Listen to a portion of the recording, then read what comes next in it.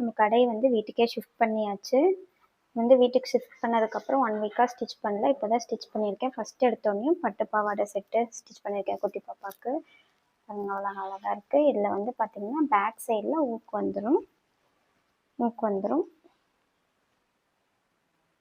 தென் இதோட சட்டை பார்த்திங்கன்னா ஆரி ஒர்க்கில் ஃபினிஷ் பண்ணியிருக்கோம்.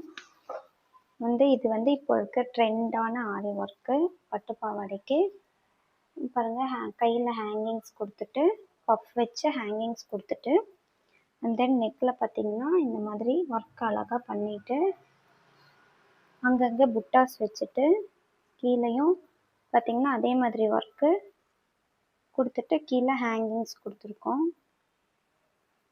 தென் இந்த கையிலையும் அழகாக பஃப் கொடுத்து ஹேங்கிங்ஸ் எவ்வளோ அழகாக இருக்குது. இதை நான் செட்டாக வச்சு காட்டுறேன் பாருங்கள்.